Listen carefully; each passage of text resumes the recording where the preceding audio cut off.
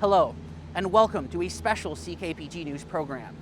Over the next hour, I'm going to be looking back at the last decade to try to examine how division in the country, the province, and the city has devolved into a place of toxicity. I'll be speaking with politicians at the federal, provincial, and local levels, as well as political experts, to try to answer the questions. How have we as a society gotten to a place where political rhetoric is so polarized? And how do we move forward from here?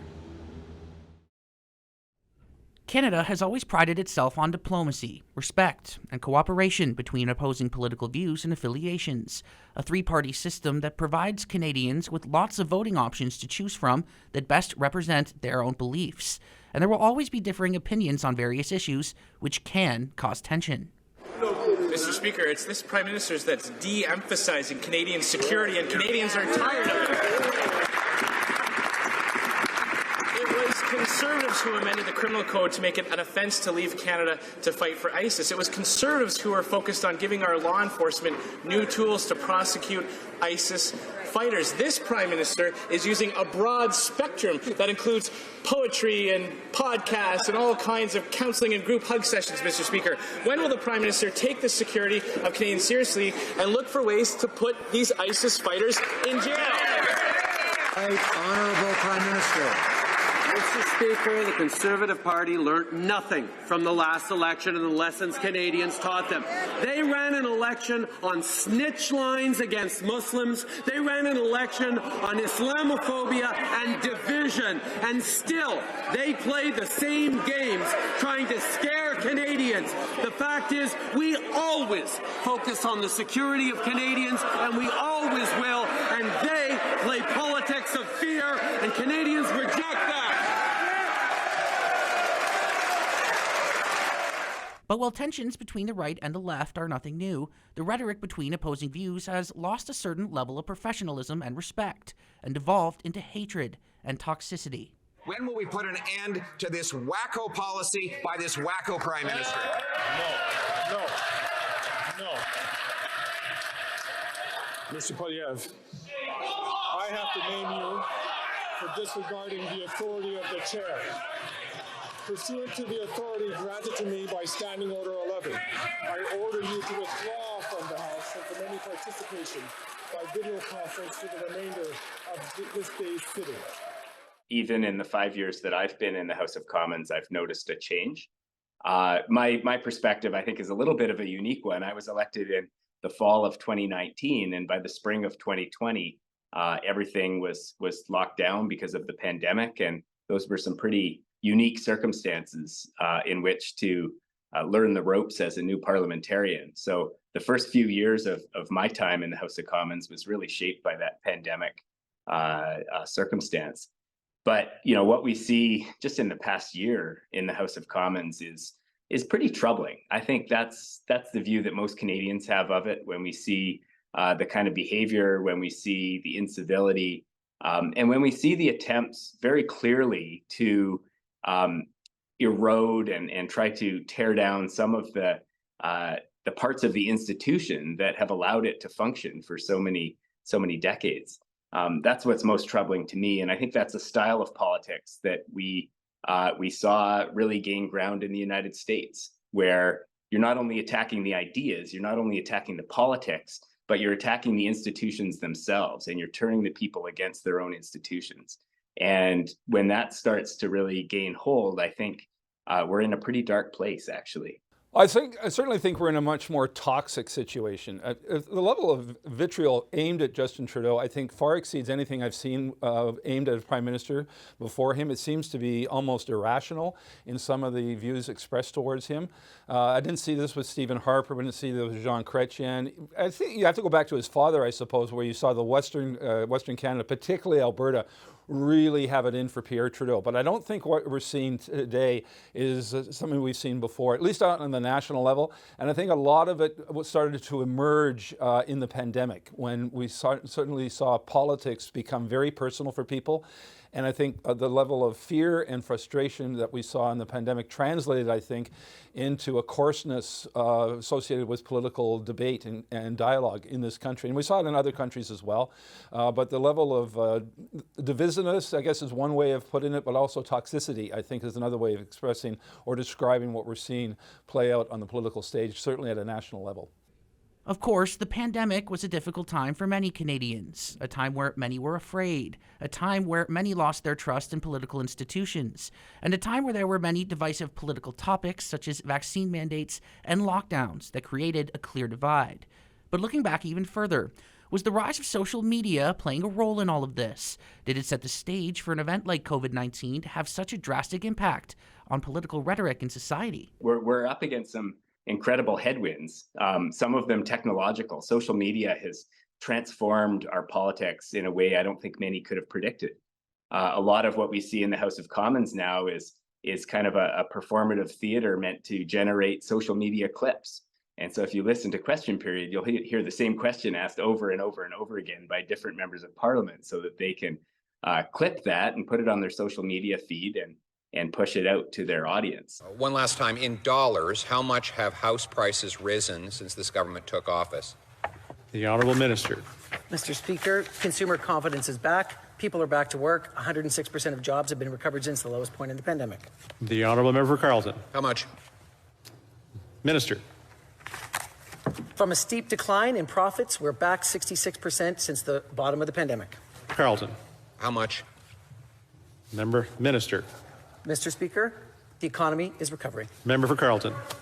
Does the minister have any idea what it costs for the average person to buy a house in Canada? Does he have any idea, or does he even care? Mr. Speaker, the Minister. City helped more than 213,000 businesses stay afloat. I think that the average Canadian can see how much this government knows and cares about the cost of buying a home in this country, which is their level of care is zero. I'm going to give him one last chance. Can he tell us what it costs the average Canadian to buy the average house in Canada today? How much? I don't think that's the kind of sort of iterative, thoughtful discourse and debate that most Canadians want to see in the House of Commons. But it's shaped by the technology, it's shaped by the way that social media algorithms work, and it's what we've got to work with. And while much of the toxic rhetoric has been centered around Prime Minister Justin Trudeau and the federal government, these same issues are clear at the provincial and municipal levels. A lack of discourse and a growing level of anger towards opposing viewpoints has left the political and social landscape fractured in municipalities and provinces throughout the country, including BC. It's hard to talk about without thinking about the pandemic and what we went through in the pandemic and the influence of social media on conversations in the province. One of the things that I've seen, and this is something that is certainly disturbing to me, is an increased willingness facilitated by social media for people to send threats or hate, particularly to women in politics, and especially at the local government level, and a willingness to engage in targets of political activism in really inappropriate locations, hospitals and schools. This kind of division, I think, fed a lot by social media and enabled by some politicians, is something that makes people in our province less safe. It makes us less able to respond to the challenges we face, whether it's a pandemic or making sure our kids are well educated at school, or even just understanding what's happening in the province. And it's concerning. It's not a good trend line. You know, one of the things that I've always loved about British Columbia is that we have much more in common than what divides us. And we just have to focus on the things we can agree on. And part of it is tone. You know, we can have controversial subjects. How you talk about them is important. I think that what matters most to me is that, you know, when you're in elected office, I think you expect that there's a certain degree of tension, critique from time to time. But what's really shifted from my perspective is the shift from talking about policy, about decision making, about choices that parties make. And it's moved into the personal realm. And I think that, we're seeing a degree of personal criticism, anger, hostility that I certainly haven't seen to this degree in my time in public office. And that's a deep concern for me. And not only has our discourse surrounding politics become more toxic, so too has our treatment of politicians themselves, whether it be a city councillor for municipality or the Prime Minister himself. I think the way people are interacting and communicating with politicians has changed. The accessibility to politicians is at an all-time high, I would say, which has real great benefits. People have direct access, be it through social media. Our phone numbers are put online. They can see us in the grocery store where we live here as well. And so there's obviously great perks with that, but at the same time, that accessibility almost comes with some trade-offs in how you maybe view that individual or what you think you can say to them, especially when it's not face-to-face, it's through social media. Certainly as someone who's been in elected office for a lot of my life, I understand that people come into my office or, into the legislature with passion, with emotion, with very strong feelings. And that I understand and appreciate. It's when it crosses the line, when it becomes personal, when it becomes hate-based, when it becomes, something where you actually fear for your safety. That's a challenge. And I think that, the fact that we're seeing political violence, political anger and hostility escalate, we all better be thinking very carefully about our role. And do we contribute? Do we find ways to improve that situation? And I think that's the kind of discussion we need to be having. Yeah, I think where I see this issue about public life most acutely is in particularly in women in politics, and at the local government level. So one of the jobs I have as leader of our party is to recruit people to come in and run as candidates, and we've got some amazing candidates in this election. But I've had a lot of conversations with people. It's like, I'm interested in policy. I want to do that, but I talk with my family, and I just can't do that to my family right now. What they're talking about is they can't expose their families to that kind of hate. And typically, 9 times out of 10, it's women I'm having that conversation with.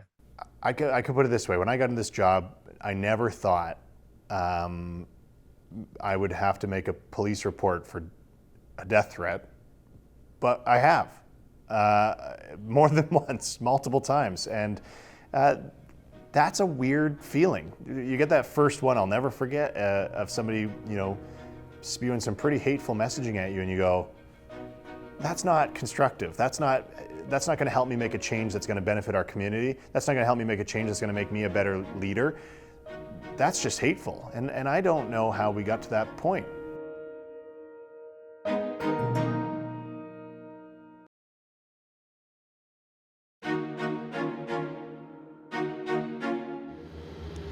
The rise of social media over the last decade has been staggering, and it's given an opportunity for us to directly communicate with not only each other, but with politicians themselves. Now, social media does have a place in the political landscape, and it has its merits. Politicians are able to get their information out to constituents and to the public in a quick and efficient way like never before. But has it gone too far? The anonymity behind social media allows for a kind of rhetoric that is hateful and resentful. And this hateful rhetoric at times is being aimed not only at each other, but at people in office. Well, first of all, I think that there are enormous positive benefits to social media as well. I don't think it's all bad. When you think about the use of a platform like Facebook, for example, where people talk to family, they share pictures, you get a sense of where they are in their world and in their lives. I actually think that's fantastic. I have a daughter and a son-in-law that live on the other side of the world, and I am so grateful for the fact that I can use technology to stay connected with them. So I see a lot of benefit.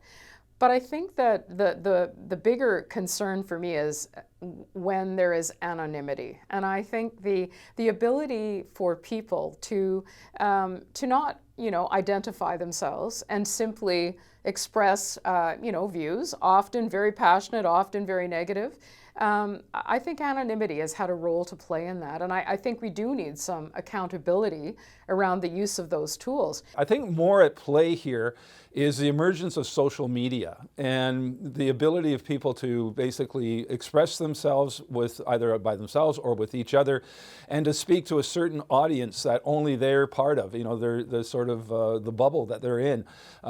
So again, the echo chamber that social media creates exacerbates the problem, where you've got people only listening to each other and many times expressing only one point of view, and some of that can be very poisonous or toxic. And I think going back again to the vitriol aimed at Justin Trudeau, you see a lot of that play out on social media, where people can hide behind anonymity.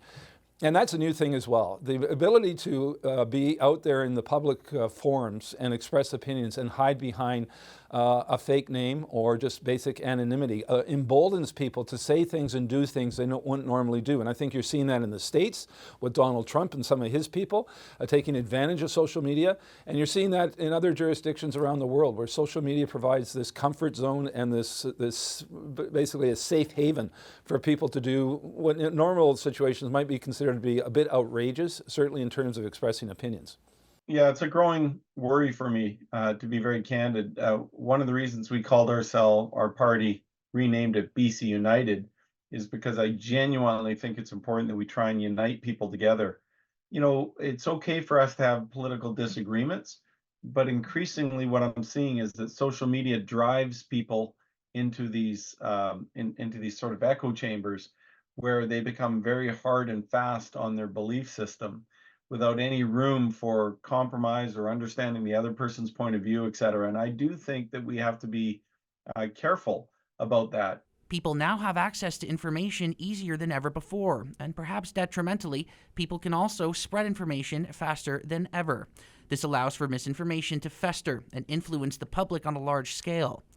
Reliable news sources, including traditional media, are being consistently undermined by false news and conspiracies on social media. And when the public doesn't know who to trust or whether the information they're getting is true, it's a dangerous road to go down. I think social media has so many great assets. I've been using it recently to communicate emerging issues that are happening in our community. It's great to communicate out. It's great to take input back in and just have that interaction at a very grassroots level with folks in your community.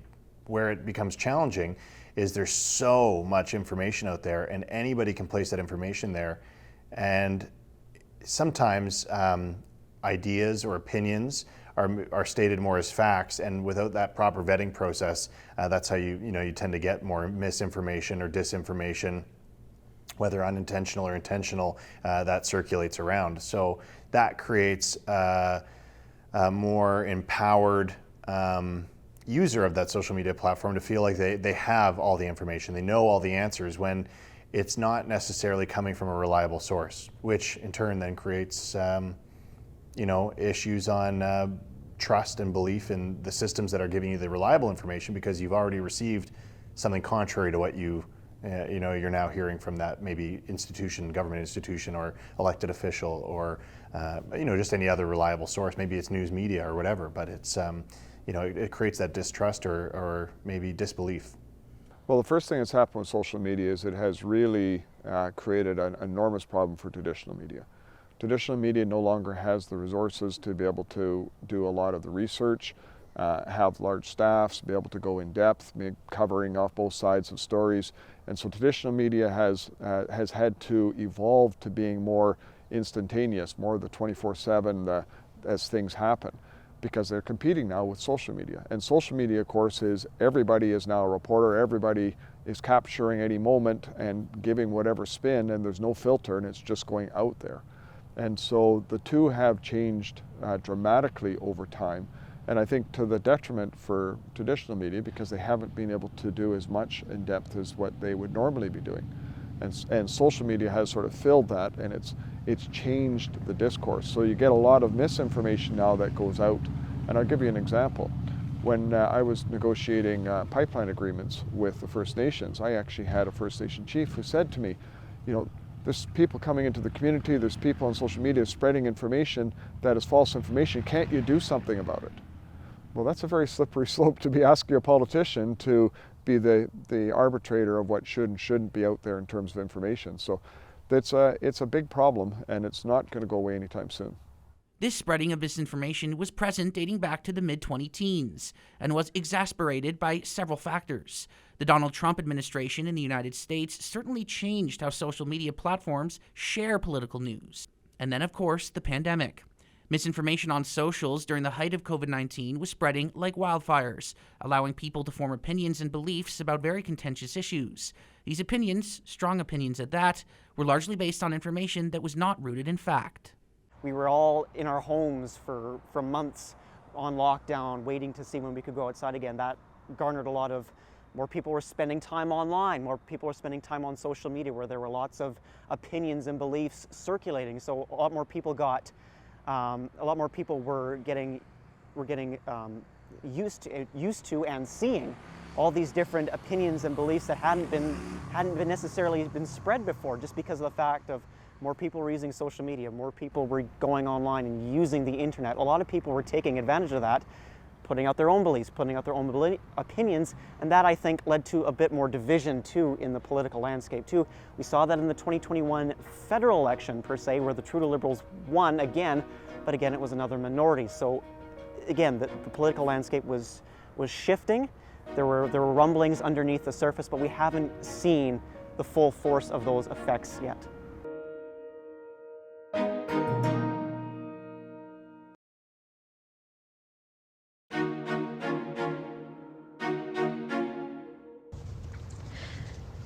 Today, in addition, we have taken the extra step of declaring a public health emergency in the province of British Columbia.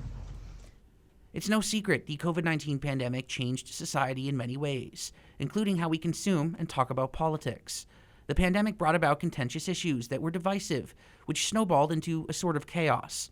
Online misinformation, personal frustrations, fear, and anger all were things that contributed to a wide divide in society. The animosity that grew between those that were vaccinated and those that weren't festered, and inevitably bled into politics. Prior to the pandemic, there was a growing distrust of government and government agencies. And whether it was, distrust or, uncertainty. And I think the pandemic, of course, everybody panicked. No one knew exactly what was going to happen. All kinds of measures were taken into place. But coming out of the pandemic, what I've seen is a growing level of distrust of government and government agencies. And there's this, people are looking at it thinking, can they trust governments anymore around these things? For a variety of reasons. Obviously, social media has played a big role in that. So I think many of the steps that were taken during the pandemic really have created more divisions in our society. And that, of course, is not a great thing for us as a society or for politics in general. COVID-19 was this anomaly that nobody ever saw coming in a million years. And so I think agencies, government officials, elected officials responded in the way that they could with the information they had, the best they could at the time. Now we have the opportunity of hindsight. We get to look back and go, wow, that was silly, or that was great, or we did that right. But the problem is, I think what we're doing is we're almost looking at a lens as the lens of with that hindsight being 2020, we're almost holding ourselves to a standard that's not practical. We're saying we should have done that, but we didn't know what we know now. And I think that was allowed to percolate more and more as we were still feeling very constricted and locked down as we were slowly coming out of this pandemic. But that slow ease back into life provided nothing but time for us to look at those issues and look at those challenges that we all went through as a country and really dwell on them. And I think it's good to reflect, it's good to learn from the past, but to dwell and to maybe hold yourself to a standard that is impossible to have achieved with, you didn't have all the information, that's not healthy. And so I think, I'm being really maybe too diplomatic at a real base level. I think, absolutely. Was the pandemic handled in a way that was perfect? No, but we pushed through, and now we're holding ourselves to a standard that wasn't achievable at that time. And I think that's challenging, and that's causing a division on the folks who maybe believe that it was handled well and those who didn't. So the pandemic certainly left its mark, and what came out of it was a divided society, with lots of mistrust and anger towards the federal government and Prime Minister Justin Trudeau. It's not something that will go away quickly, but as we move further and further away from the pandemic, is there a light at the end of the tunnel? Occasionally, I think back to what it was like when, there were so many restrictions and people were wearing masks everywhere. People were working from home for the most part. We've come a long ways since then. I think to some degree, it's going to take refocusing on other issues and finding issues to work on together that are closer to home. That's how we build community. And there are lots of issues we need to work on. We face a lot of challenges in our communities. But, going back to the pandemic, it was this really traumatic thing that our country made it through. I think we made it through in better shape than many other countries. Certainly, if you look south of the border, we emerged stronger, and the damage, the impact on our country was less than it was there. But yeah, it's something we're going to be talking about for a long time because it was a pretty historic thing to live through. I notice in talking to people, and I spend most of my time walking around communities, knocking on doors, talking to people from all walks of life. And I notice the pandemic coming up less and less in conversation. And so hopefully, we're able to move on to other things, to healing and rebuilding from that. And like I said, there are many other issues that need our attention, things like housing, things like the toxic drug crisis, the affordability issues that we're seeing with the cost of groceries, things like that. So there's certainly plenty of other things to work on that hopefully are less divisive. COVID-19 was not the only factor during 2020 that divided Canada. During that time in the United States, political division was at an all-time boiling point. Donald Trump's administration and campaign for the 2020 United States election was the most polarizing in American history. The George Floyd protests and the January 6th insurrection were just examples of this divide. And inevitably, that toxicity rubbed off on Canadians. It's hard to disassociate ourselves from the Americans on anything, whether it's culture, popular culture, but also politics. But certainly we're not there yet in terms of what we're seeing down in the States. But again, Pierre Trudeau's famous line, we're like a mouse lying next to an elephant. Every time the elephant moves even a little bit, we're going to feel it. Sometimes, when you're a fish, it's hard to sometimes recognize that you're in the water. We're so lucky to live in a place in the world where people generally get along with each other, where there's a lot of space for difference, and we make sure that everybody has an opportunity to participate. And it can be possible to take that for granted. I think when we look at the example of the United States and what they're going through in terms of the culture wars down there, I think the last thing we should want to do as a province is to mimic that, to try to bring that here, to try to enable those voices who want to see that division in our province, because we can see what it's done for them, which is nothing helpful. And it's increased violence, lack of safety, instability, fear and anxiety among the population. Neighbors can't trust each other because of political affiliation, and we don't want that in our province. We need to work together. We're a province that will only succeed if we pull together. And so I think we've got to resist that at every turn. And we can see the really good example of why we don't want to head down that path right next door. Some of it does wash over into Canada for sure, because a lot of people are following websites and social media now that is very much US focused.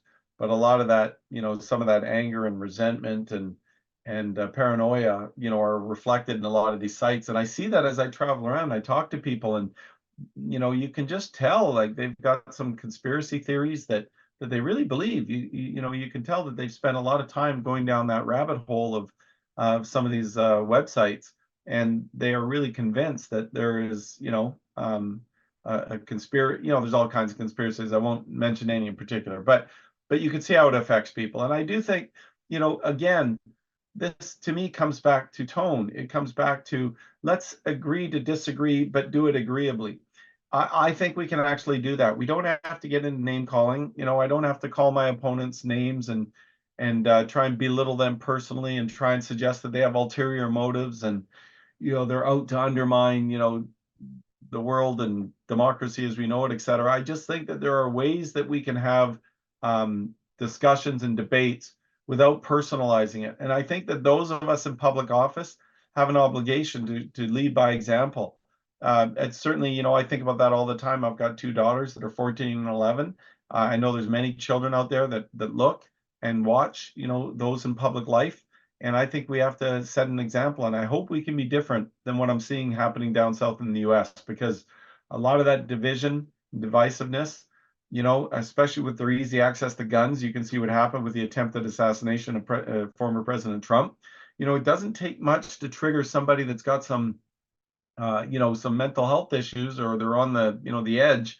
They've been spending too much time in conspiracy websites or what have you, to pick up a gun and go and do something stupid. And so I do think it's important that we use language that says, hey, you know, at the end of the day, we can disagree.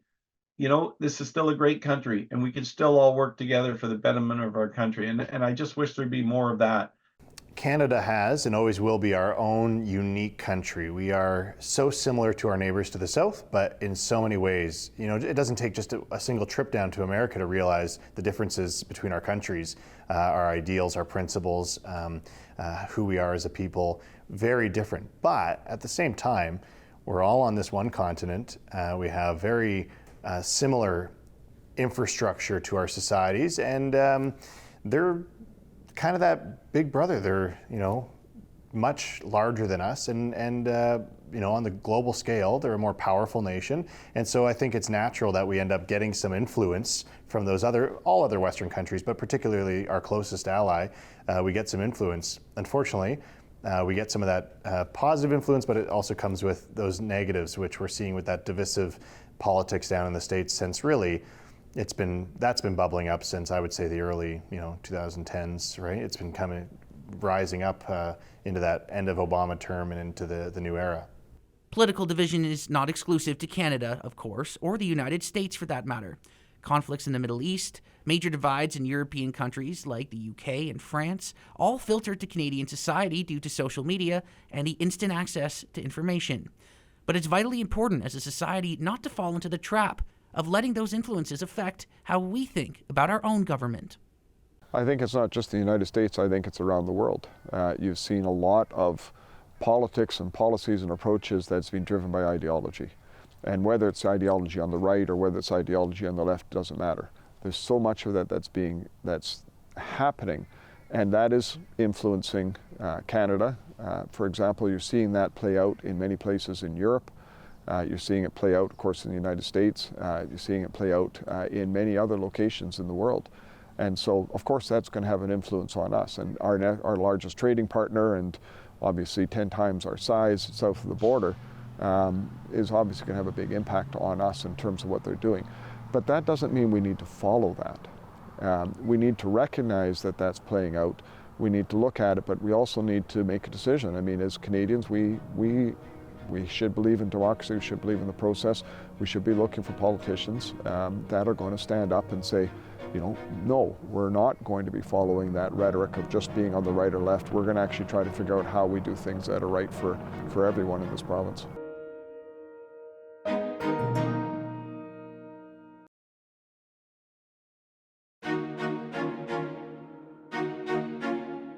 Locally, division has been prominent over the past few years.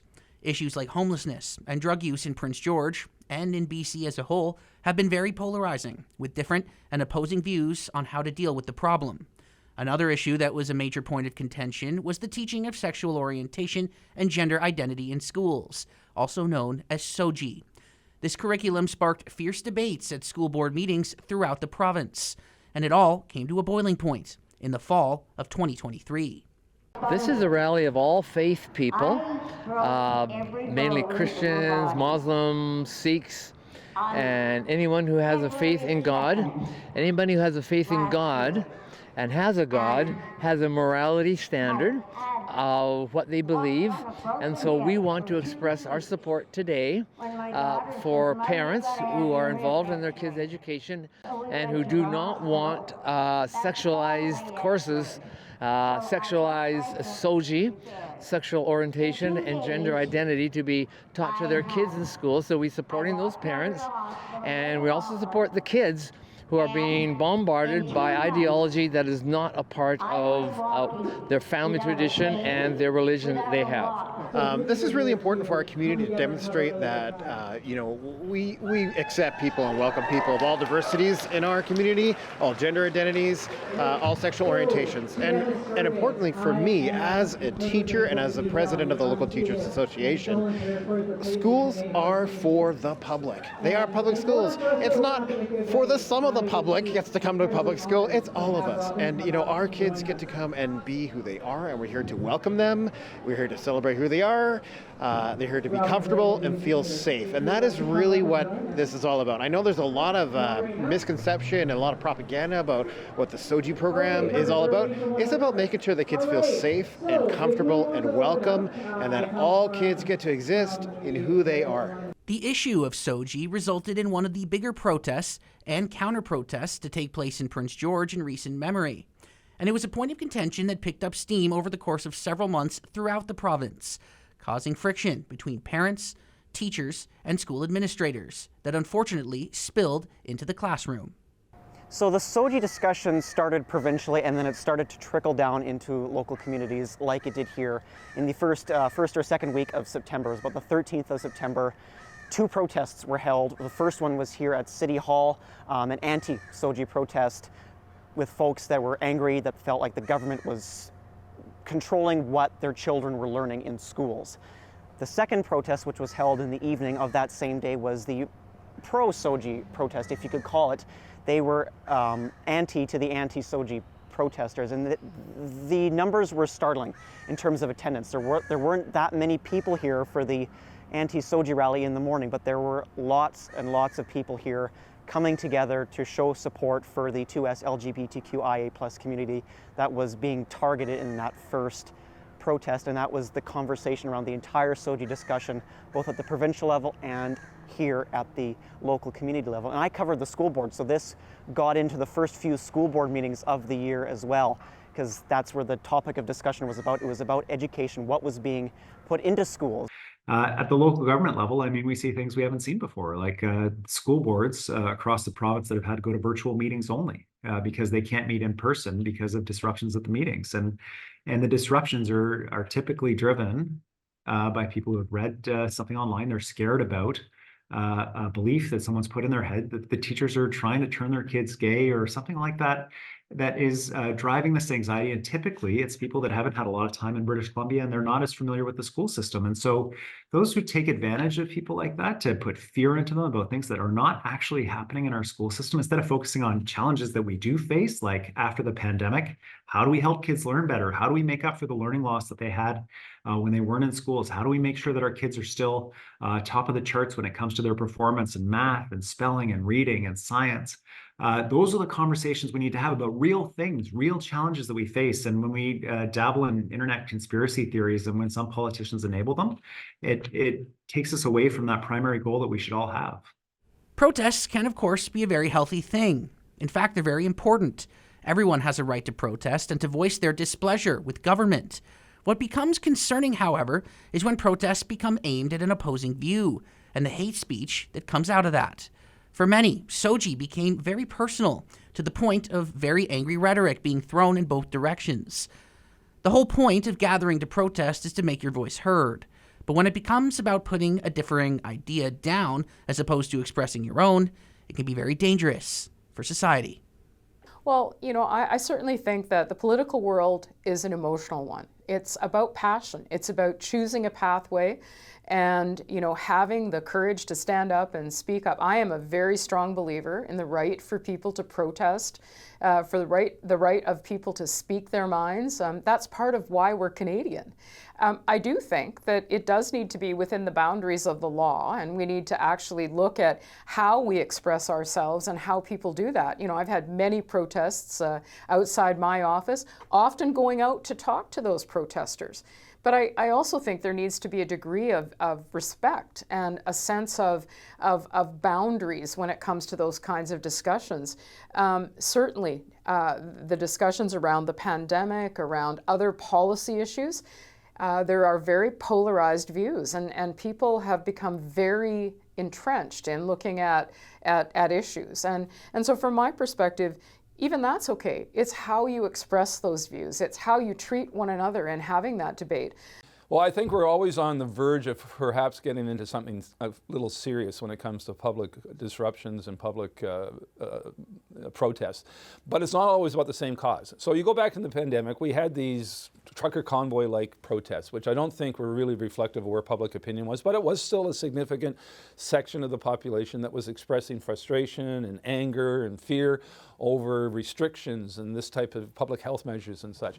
I think that's died down by and large to a certain degree. And a lot of people have put that in the rearview mirror. You know, that was a long time ago, don't want to go back there, don't want to go there again. Now you see sort of similar, much smaller protest-associated things with Middle East politics, for example, which really aren't great numbers, or environmental protests about climate change or about forestry. BC's always been a culture of protest in some quarters on various issues, and I don't think that'll ever change, but I don't think it's overwhelming us. But I do think tempers were running high in the first 2 years of the pandemic associated with any number of issues, but I think by and large that's settled down.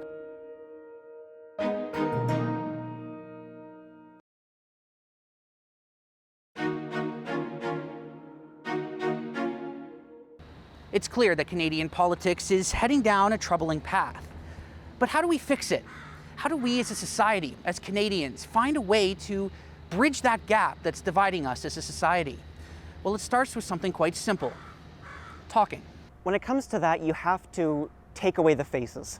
And when I say take away the faces, you have to look at the policies.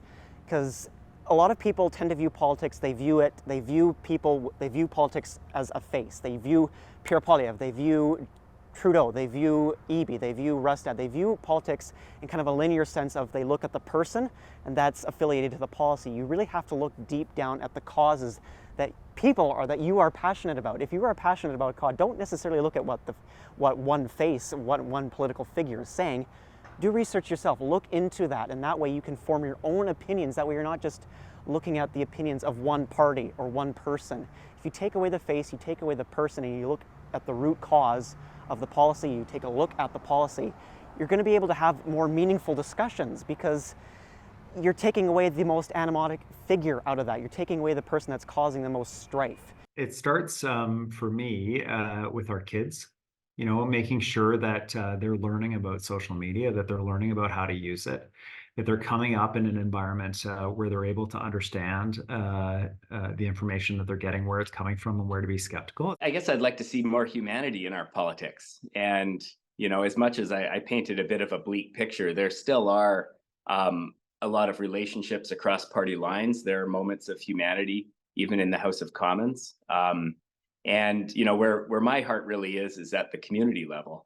I'm here in Terrace today, and last night I spent 3 hours knocking on doors, kind of as a way to get off of social media and talk to people face to face. And I find it such an inspiring exercise, because what you realize when you talk to people and you look them in the eye and you shake their hand is that, you know, people have their struggles, people have their joys, people have these unique lives that they're living.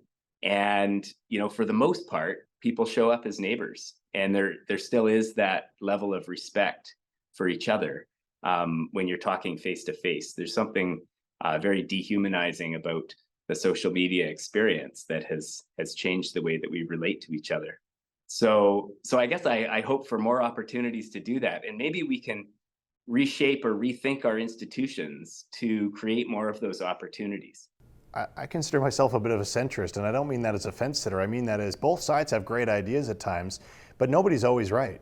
Nobody is ever always 100% right. And so I'd like to see us get to a point where it's more common in any level of government, from the left or the right or whatever side you're on, that you can say, hey, you know what? That first idea you said really sucked, but the second one you followed up with, amazing. Let's work together on that and find a way that we can bridge our ideas together. Instead of this, everything you say is wrong, whatever you say is, impossible, it's not, we're not going to put that into play. It's just not true. It's not true that any one side is always wrong, just like any one side is always right. So I'd like to think it's not idealistic. I'd like to think that we can get to a place where we can acknowledge each other's strengths and the good, the bad, and address those together, be a bit more collaborative. And I don't think that takes a massive political reform. I think that takes a change in, heart almost, in that, I'm going to go into this open-minded, good-hearted, with the best interest of the people that I'm here to represent. And that means by looking at all options in front of me, whoever says it, whatever side says it, and we're going to try to put the best option forward. And maybe that option fails, then we try the next one. It's about acting in good faith. Democratic societies, such as Canada, at their core are rooted in the public electing officials that best represent their values and beliefs. Those elected officials then make decisions that are what's best for the public. Now, in politics, there's always going to be disagreements, and that's why there are multiple parties to choose from when voting as a citizen. But this system can only truly work if opposing parties with opposing ideologies are able to find a common ground, listen to each other's concerns, and make decisions based not on just one side or the other, but for the betterment of society as a whole. I do think that working together, we can accomplish a lot. And that includes the recognition of what you said earlier, that sometimes not all great ideas come from government. I can tell you, I've had opposition members when I was in government bring forward suggestions to me that I acted on. I remember an NDP MLA in the Merritt area, Harry Lawley, coming to me and talking about a road improvement that was going to be really important for his community. And he came and met with me in a very respectful way. And I said, I agreed with him. I said, you're absolutely right. And we went ahead and we did that. So yes, that creates a win for him. He's an NDP MLA at that time, but it was the right thing to do. And so we did it because it benefited the residents. And so we can't lose sight of that either. And I think that's something that going forward, I think more and more British Columbians will embrace that approach. I hope. We'll find out in October. But I do hope that British Columbians embrace that idea that we can unite, we can work together. Well, ultimately, it's in the hands of the people. Right? That's what politics is. That's what democracy is. People have the right to vote. People have the right to make a decision about that future. And so my hope is that the politicians can step up to the plate to try to bridge those gaps and try to be what it used to be, which is, you're governing for all the people in the province or all the people in the country. I think that we need to commit to the good of British Columbia, which means all of us working together and not dividing each other. And I think we'll come out on top if we do that as a province. For me, if I'm looking for hope, I go back to community and I try to, meet people in coffee shops and on their doorsteps and talk about our shared values. Living in the Northwest, we have these incredible tight-knit communities and this landscape that is it's such a source of inspiration. So there's lots to connect with people on kind of a human level, and that provides an entry point for some of the harder conversations, because there are things that we're going to disagree on, and getting better at disagreeing in a way that still honors each other's humanity. I think that's really the skill that we need to get better at. As members of community, as Canadians. The last 10 years has seen a lot of change, not only in the political landscape, but societal values and how we consume politics. But as the political landscape continues to evolve with time, we can't lose sight of what makes Canada such a great country. It's a country with diversity, with people from different backgrounds and religions, and with different ideas about life. Those in positions of political leadership in Canada need to govern for all society, not just specific sections. And more importantly, we as members of society need to respect and understand that our own needs and wants may not coincide with those of other people. And that's okay, because no matter what, everyone has a right to have their voices heard.